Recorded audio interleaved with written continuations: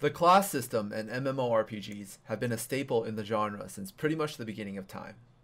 Multi-user dungeons, the first instances of text-based online role-playing games, feature classes like warriors, clerics, and mages, and the like.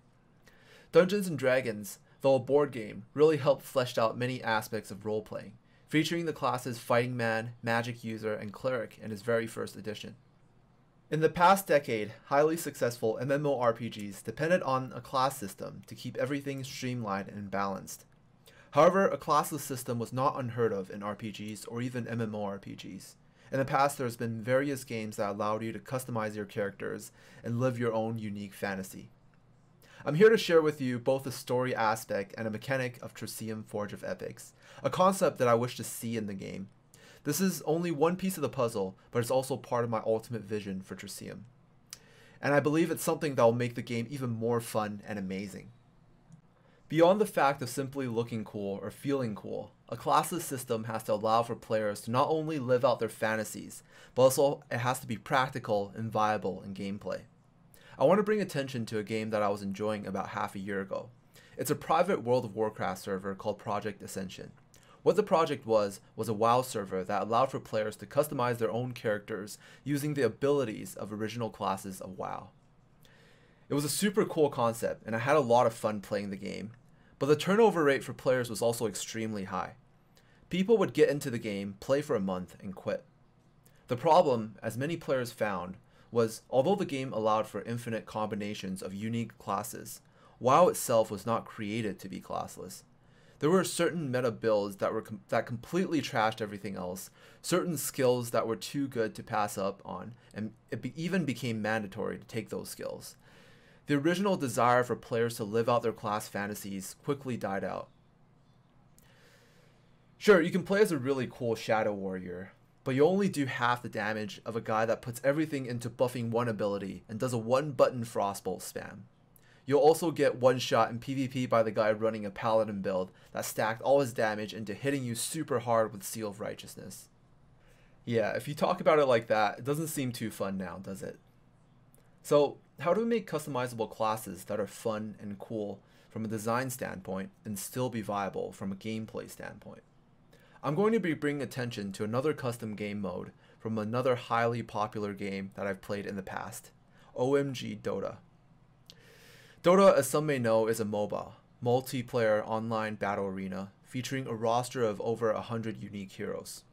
OMG was a fan-made custom game mode for the original Dota All-Stars on Warcraft 3. There's a similar custom mode for Dota 2 called LOD. OMG allowed players at the beginning of each game to customize their heroes using the abilities of existing heroes in Dota. The game mode itself was extremely unbalanced. However, there was a game mode within the game mode that the majority of players played and considered it to be the most fair: Single Draft. Single Draft gave the player a small pool of heroes chosen at random, and the player is only able to pick their abilities from that pool.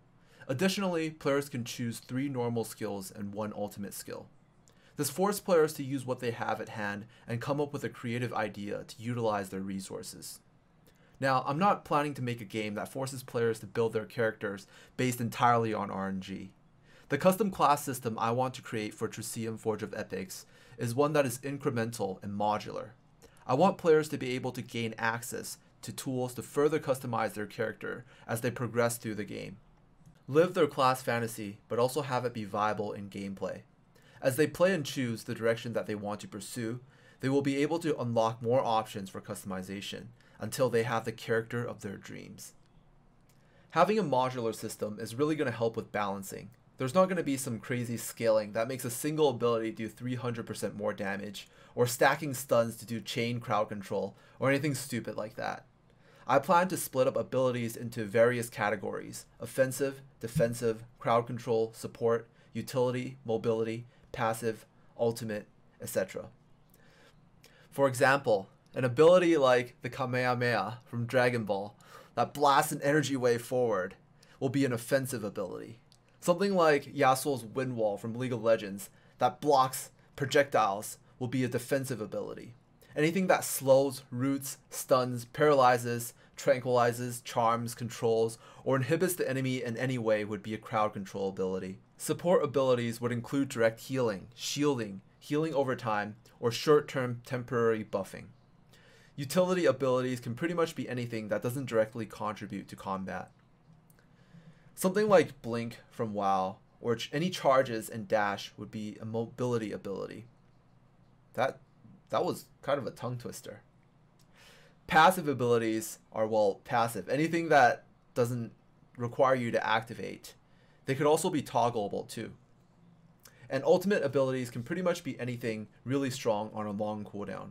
For example, a damage cooldown that increases your damage by a percentage, or something that increases your movement speed for a duration, or makes you temporarily invincible for a few seconds, or sends you back in time a few seconds, or even just nukes the enemy really, really hard. I believe by having each character be limited to only having a certain amount of abilities in each pool, the game can be balanced and more easily managed. Tracium's going to be super sick, guys. It's going to have skill-based action combat with fully customizable characters, multiple scenarios and modes for both PvP and PvE. And best of all, you won't be punished for role-playing in a role-playing game. Tomorrow, I'm going to talk about how I've tied the lore of the game into this concept, so look forward to that. And remember, together, we'll create the perfect game. I'll see you very soon.